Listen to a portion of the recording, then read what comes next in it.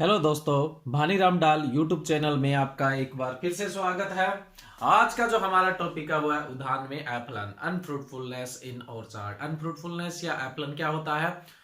उद्यान में फलन का बिल्कुल भी न होना या फिर औसत से बहुत कम फलन का होना क्या कहलाएगा? एप्लन कहलाएगा।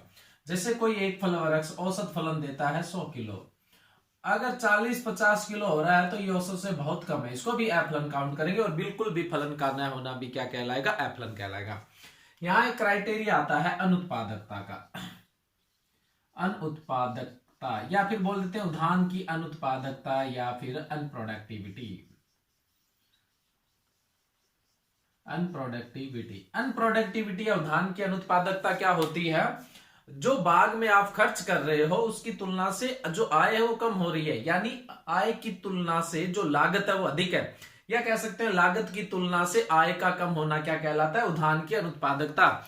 मान लो आप किसी बाग को मैनेज करने के लिए 10,000 रुपए खर्च रहे हो, लेकिन उससे जो फल आ रहे हैं वो 9500 के रुपए के बिक रहे हैं, तो 500 रुपए को तो अपने जेब से जा रहे हैं, तो वो क्या कहलाएगी? उद्यान की अनुत्पादकता।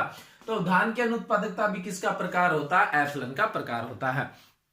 अब देखो एफ्लन के क्या क्या कारण हो सकते हैं। उद्यान के एफ्लन के दो मुख्य कारण होते हैं, एक तो आंतरिक होता है और दूसरा बाह्य कारण होता है। उद्यान में एफ्लन के दो कारण हैं, कौन कौन से हैं? एक तो आंतरिक कारण यानी इंटरनल फैक्टर्स, और दूसरा है बाह्य कारण। आंतरिक कारण कौन से होते हैं? जो पौधे के खुद के कारण होते हैं वो कौन से हैं? आंतरिक कारण हैं। और किसी वातावरण की प्रतिकूल दशा के कारण होते हैं तो वो किस में आते हैं? बाह्य कारण में आते हैं। सिंचाई की कोई अव्यवस्था से एफ्लन हो रहा है, रोग कीट लगने से एफ्लन हो रहा है, ये सब बाह्य कारण में आ जाए। पौधे की वजह से हो रहा है, खुद की वजह से कोई इंबैलेंस हो रहा है उसमें, तो वो आंतरिक कारण में आएगा। सबसे पहले अपने आंतरिक कारण के कारण जो एफ्लन है उसकी बात करते हैं। देखो आंतरिक कारण में भी तीन भाग होते हैं। एक तो लैंगिक कारण होता है पौधे के अंदर। देखो इंटरनल जो फैक्टर है आंतरिक कारण, उसमें सबसे पहला है लैंगिक कारण, है ना। लैंगिक कारण क्या? पौधे के अंदर लैंगिक भाग कौन सा होता है? फूल होता है, यानी फूल से संबंधित जो भी कारण है, जो सेक्सुअल रीजन है। दूसरा कारण हो सकता है अनुवांशिक। एफ्लन का आंतरिक कारण का दूसरा कारण क्या हो सकता है? अनुवांशिक कारण। अनुवांशिक जो पीढ़ी दर पीढ़ी चलता ही आ रहा है वो अनुवांशिक कारण है। और तीसरा हो सकता है कायिकीय कारण। कायिकीय कारण कौन सा है? पौधे के अंदर आप फूल को छोड़ दो, जो बाकी भाग बच गया वो वानस्पतिक भाग है, तो वानस्पतिक भाग को ही कायिकीय भाग बोलते हैं। तो ये हो गया कायिकीय कारण। एप्लन के दो कारण है, इंटरनल फैक्टर और एक्सटर्नल, यानी आंतरिक और बाह्य कारण। आंतरिक कारण में भी तीन भाग बांट दिए अपने। लैंगिक कारण सेक्सुअल रीजन हो गया, दूसरा जेनेटिकल रीजन हो गया, अनुवांशिक कारण हो गया, तीसरा फिजियोलॉजिकल रीजन हो गया, यानी कायिकीय कारण हो गया। तो ये तीन आंतरिक कारण में तीन आंतरिक कारण को तीन भागों में बांटा जाता है। सबसे पहले एप्लन के आंतरिक कारणों की बात करें तो उसमें सबसे पहला आएगा लैंगिक कारण। लैंगिक का मतलब क्या है? पौधे के अंदर लैंगिक भाग क्या होता है? फूल। फूल से संबंधित ऐसे कौन से कारण है जो अनफ्रूटफुलनेस के लिए रेस्पॉन्सिबल है, यानी एफ्लन के लिए रेस्पॉन्सिबल है? तो इसके लिए अपने सबसे पहले बात करें तो अनकंप्लीट फ्लावर।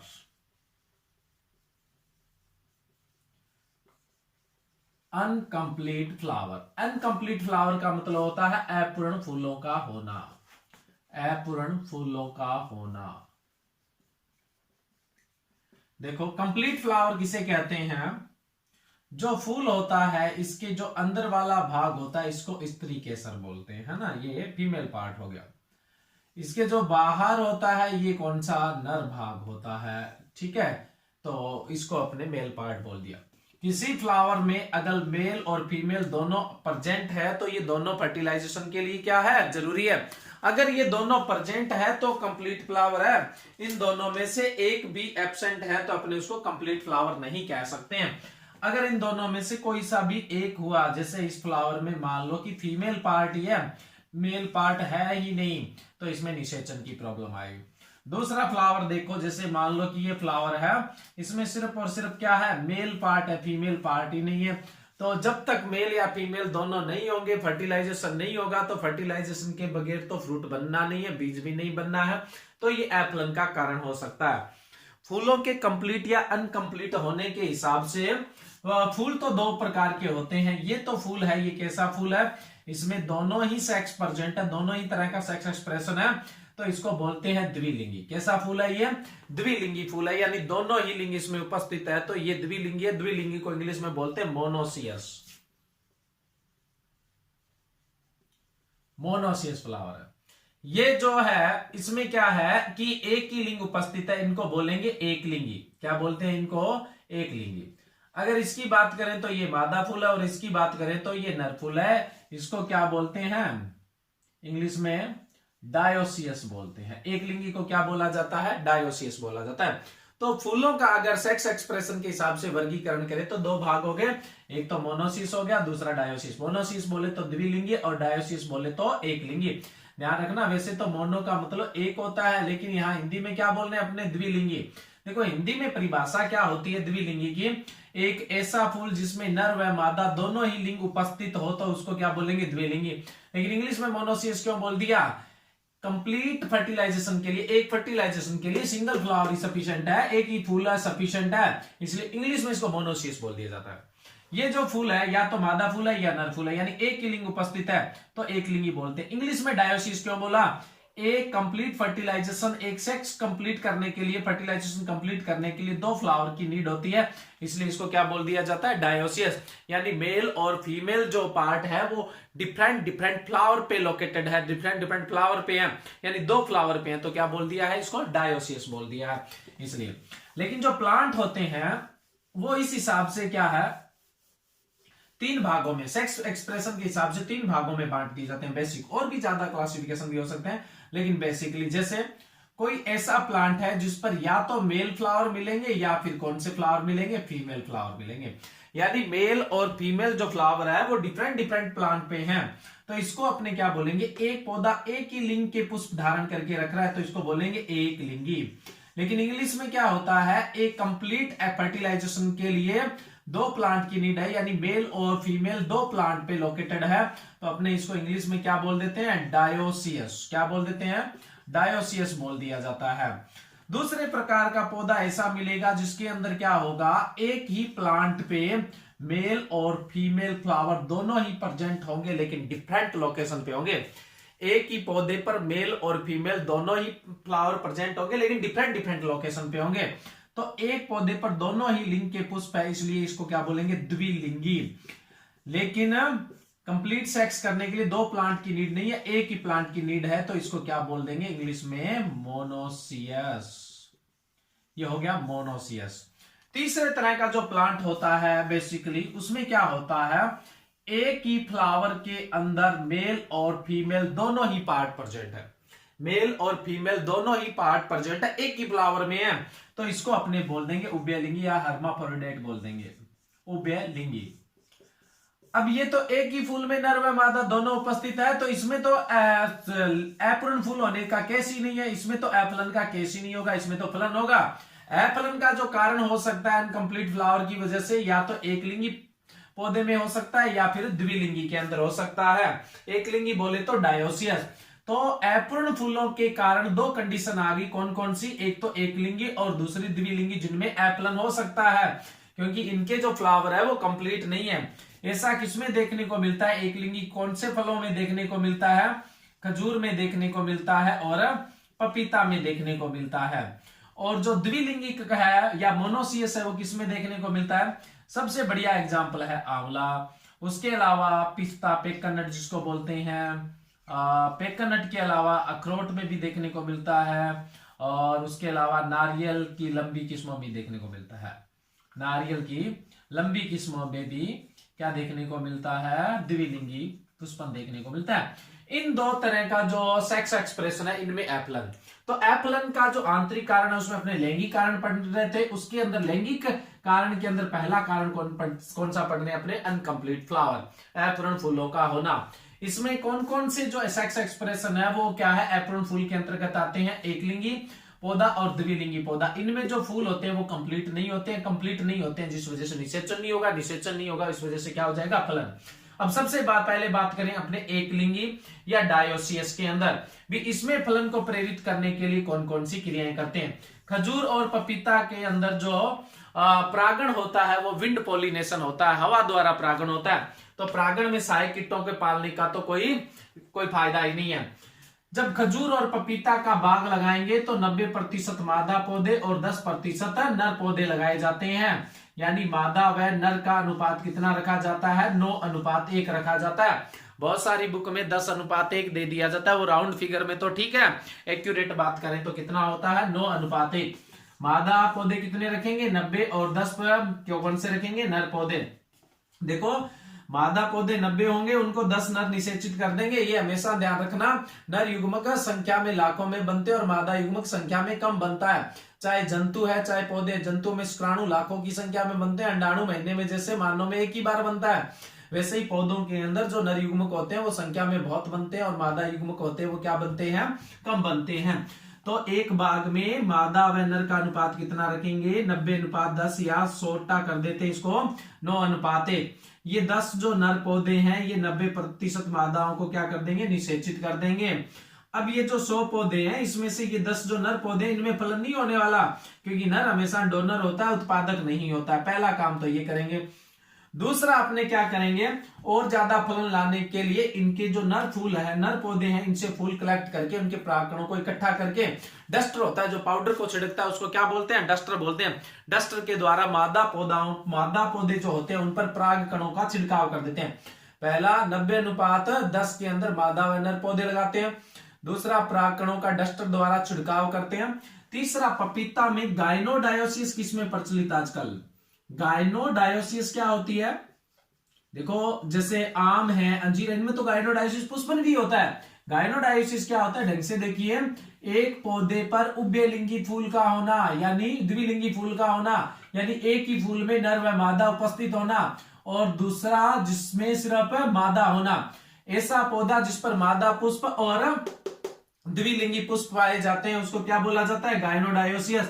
तो ये फूल में जो मेल है वो इसी फूल को भी निषेचित कर देगा और ये दूसरी मादा का जो फूल है उसको भी निषेचित कर देगा।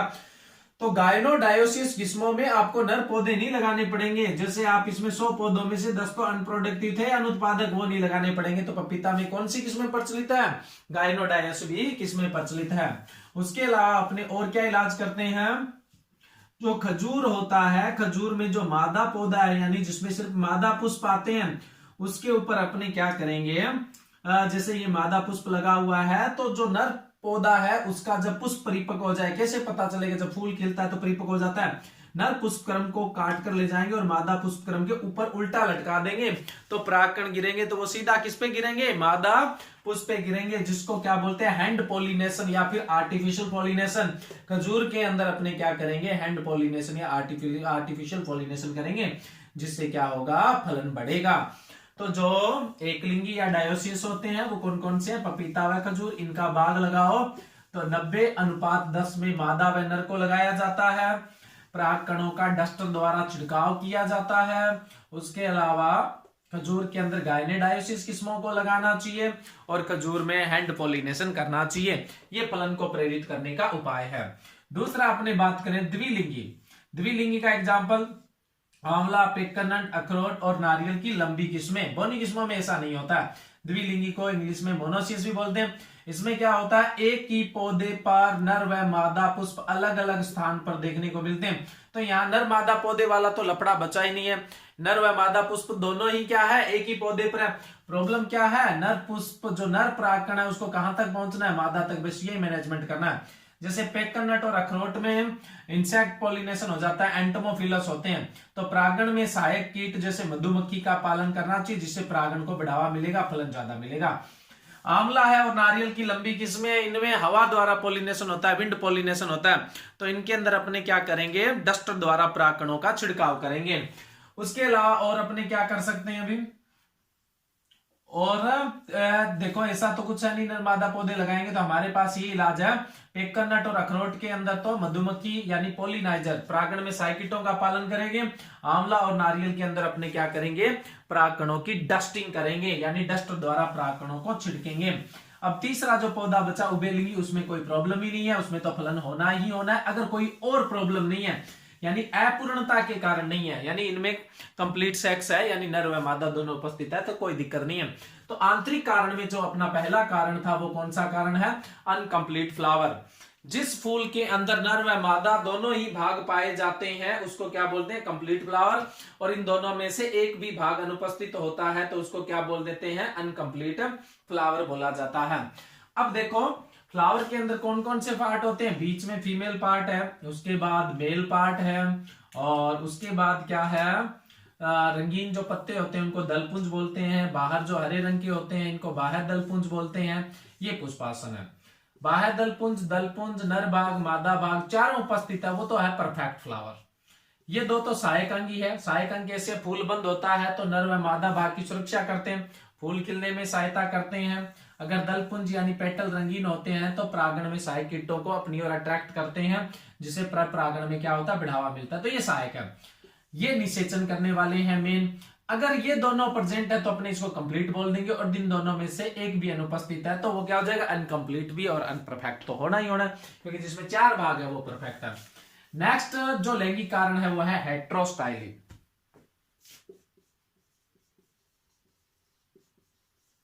हेट्रोस्टाइली, हेट्रोस्टाइली को बोलते हैं विषमवर्ती कागर।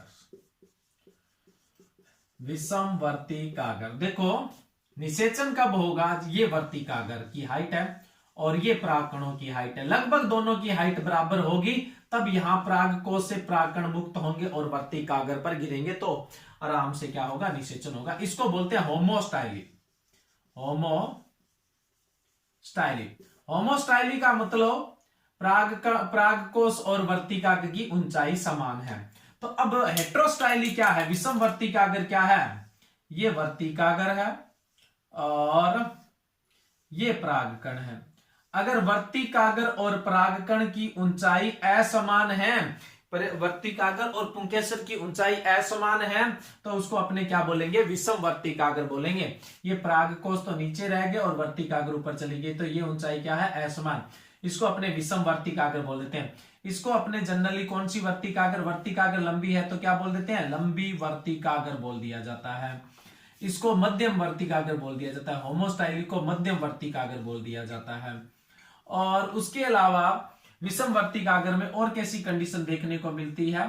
वर्तिकाग्र बहुत छोटी होती है और परागकण होते हैं वो क्या होते हैं? परागकोश होते हैं वो क्या होते हैं?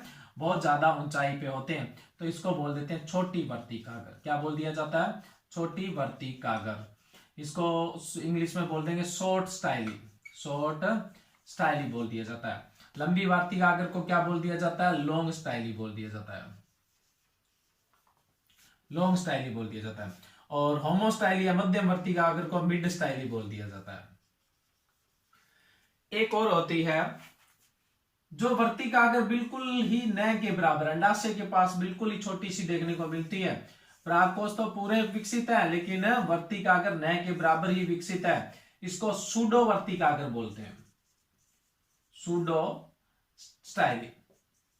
सूडो का मतलब झूठी, न के बराबर ही है, झूठी या आभासी। झूठी या क्या बोल देंगे? आभासी वर्तिकाग्र बोल दिया जाता है। तो पौधों में क्या है? इस तरह से 4 तरह की वर्तिकाग्र आपको देखने को मिल जाती है। अब देखिए इसका सबसे जो अच्छा एग्जाम्पल है, वैसे तो सब्जियों में है बैंगन, लेकिन फलों में अपने बात कर रहे हैं तो इसमें है चीकू, लीची और अनार। चीकू, लीची और अनार। अब देखिए ये 4 तरह की वर्तिकाग्र देखने को मिलती है। ये जो समवर्तिकाग्र है या मध्यम वर्तिकाग्र है, इसमें क्या होगा? स्वपरागण हो जाएगा। ये जो विषम वर्तिकाग्र है इसमें अगर होगा तो क्या होगा? पर परागण होगा। स्वपरागण के तो चांस ही नहीं है।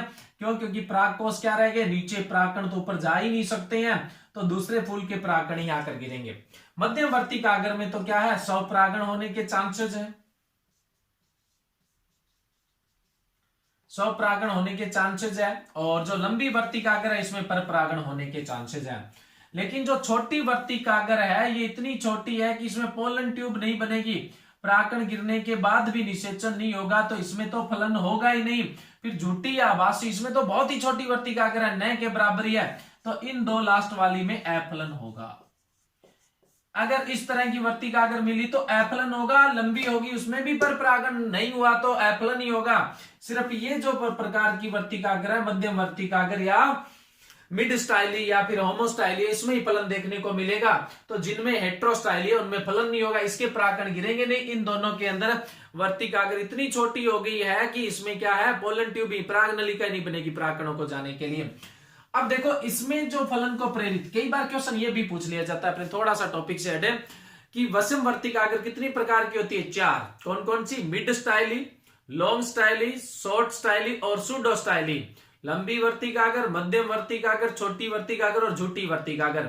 लंबी वर्तिकागर के अंदर फलन होता है पर परागण से, मध्यम वर्तिकागर में फलन होता है स्वपरागण से, छोटी वर्तिकागर और झूठी वर्तिकागर में फलन नहीं होता है, अफलन होता है। तो मध्यम वर्तिकागर में स्वपरागण, इसमें तो कोई दिक्कत नहीं है, लेकिन इसमें फलन को बढ़ावा देने के लिए अपने क्या करना पड़ेगा, पर परागण को प्रेरित करना पड़ेगा, पहला काम।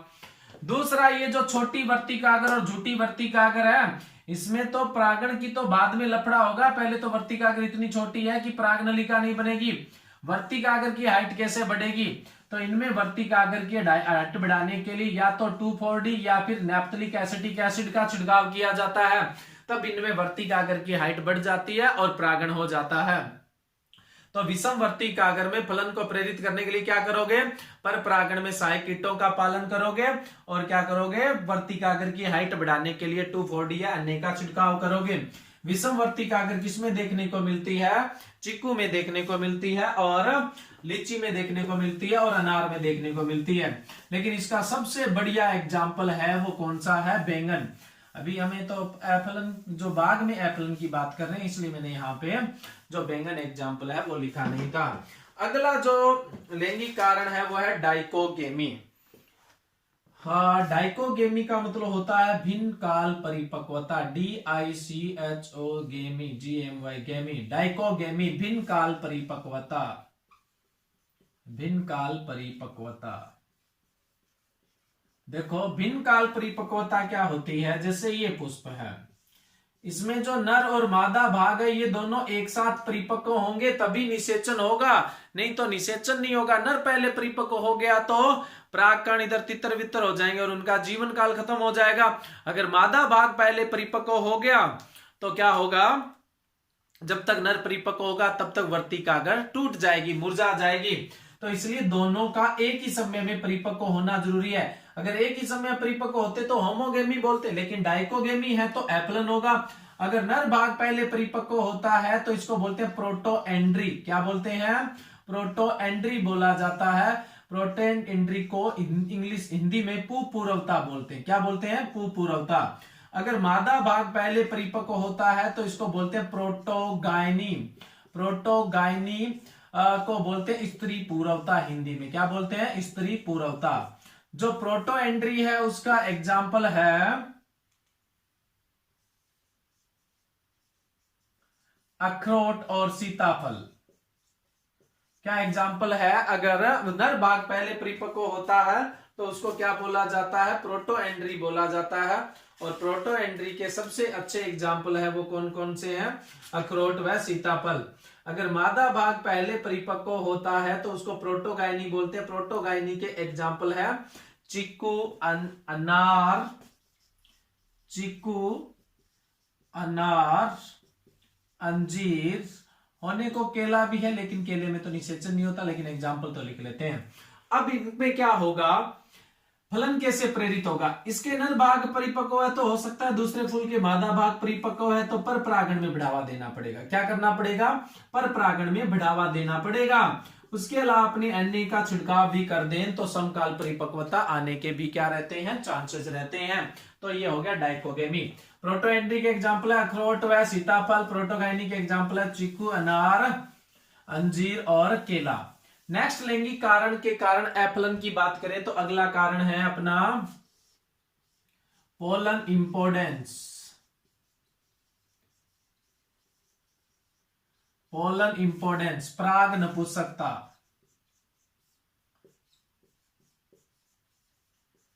पराग नपुंसकता किसमें देखने को मिलती है? अंगूर की कुछ किस्मों में देखने को मिलती है।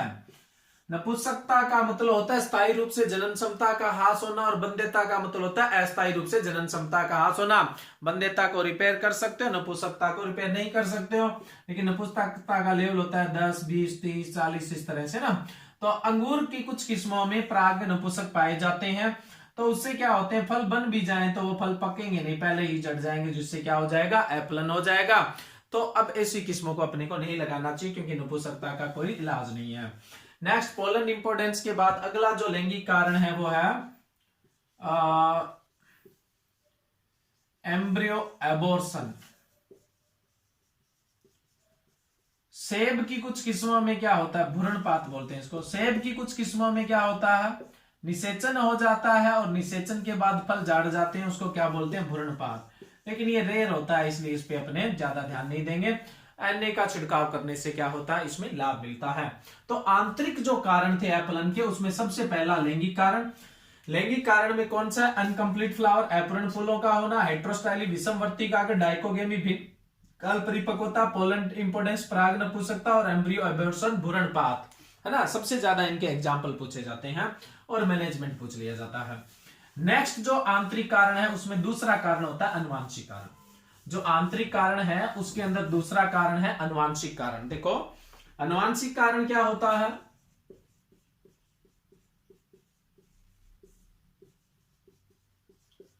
जो एक पीढ़ी से दूसरी पीढ़ी में ट्रांसफर होता रहता है, वो अनुवांशिक कारण। तो अनुवांशिक कारण में सबसे पहला अपने लिखते हैं सेल्फ इनकॉम्पेबिलिटी।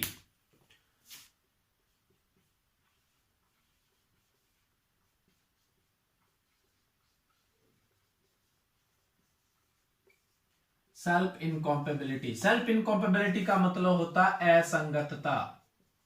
सेल्फ इनकॉम्पेबिलिटी का मतलब क्या होता है, असंगतता। देखो असंगतता क्या होती है, मान लो सेब की कोई किस्म है, जैसे मैं बात करूं अम्बरी किस्म है ना। अब इसमें क्या होता है, असंगतता का मतलब क्या होता है, इसके अंदर जो फूल है वो पूर्ण है, कंप्लीट है, नर मादा दोनों उपस्थित है, एक किस्म में परिपक्व होते हैं और दोनों वाइबल है, निषेचन के योग्य है, लेकिन फिर भी ये आपस में निषेचन नहीं कर पाएंगे। सब कुछ ओके है, फिर भी निषेचन नहीं कर पाएंगे। इसके पीछे अनुवांशिक कारण है। अगर यहीं पास में सेब की दूसरी किस्म लगी हुई है, मान लो रेड डेलिशियस लगी हुई है,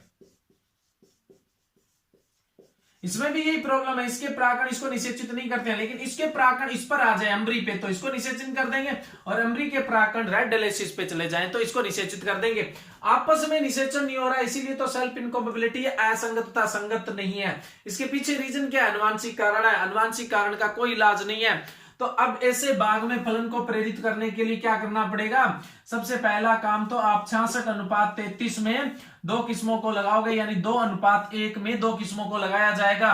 कोई सी भी किस्म आप ज्यादा लेना चाहो उसका अनुपात ज्यादा रख सकते हो, और जो कम लेना चाहो वो कम रख सकते हो, यानी 33, कम से कम 33 होना चाहिए, ज्यादा से ज्यादा 66।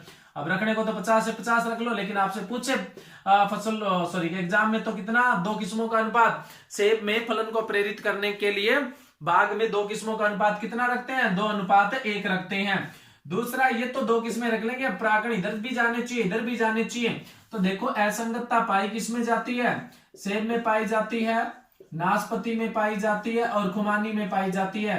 इन तीनों में प्रागण मधुमक्खी द्वारा होता है। तो अपने इसमें प्रागण में सहायक कीट, सबसे बढ़िया प्रागण का जो कीट होता है, पोलिनाइजर होता है, वो मधुमक्खी। तो मधुमक्खी का पालन करेंगे, जिससे फलन क्या होगा, बढ़ेगा। तो असंगतता के इलाज के लिए क्या करेंगे, दो किस्मों को बाग में 2:1 में लगाएंगे, और पर प्रागण को बढ़ावा देने के लिए प्रागण में सहायक कीटों का पालन करेंगे। दूसरा जो अनुवांशिक कारण है वो है मेल स्टेरिलिटी।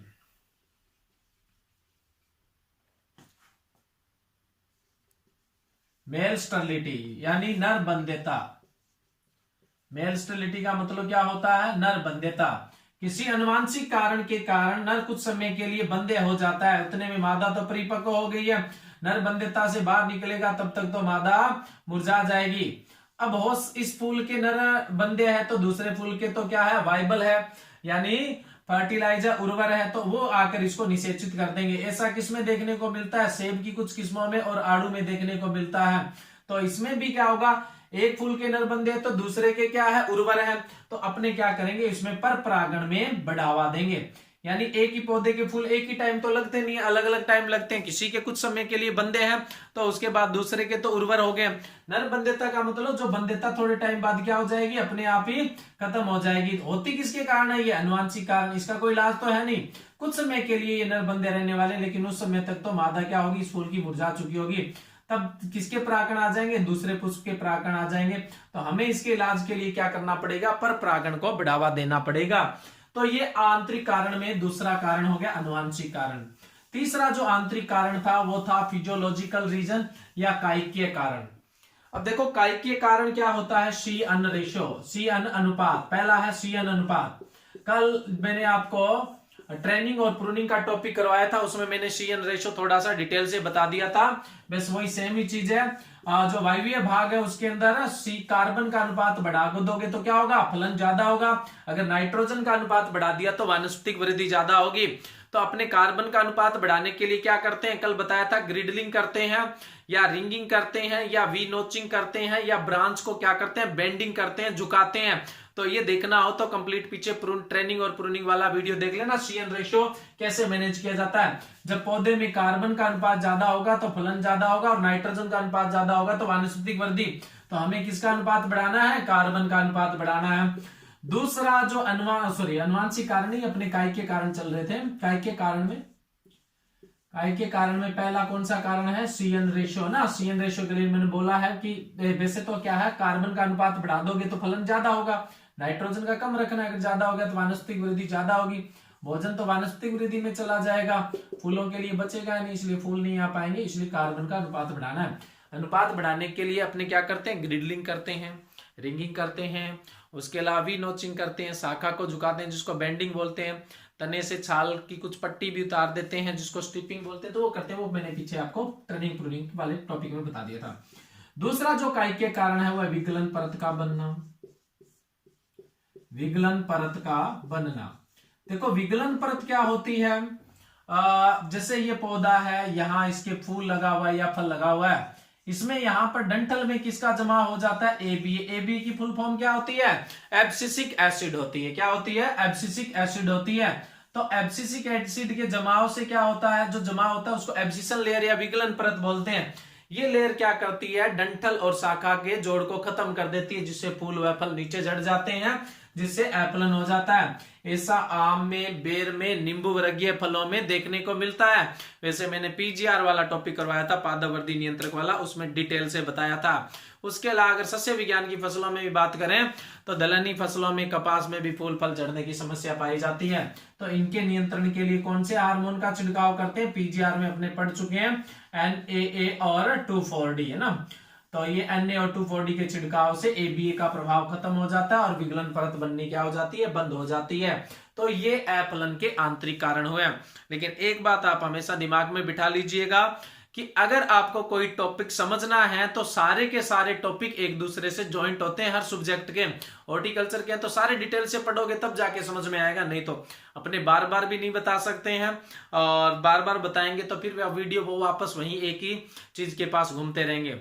दूसरा, थोड़ा इतना टाइम भी नहीं होता, बहुत सारे लोग सो भी रहे होंगे, लगभग 12 बजे के आसपास का टाइम है, मैं इस सब में वीडियो बना रहा हूँ रात के 12 बजे का।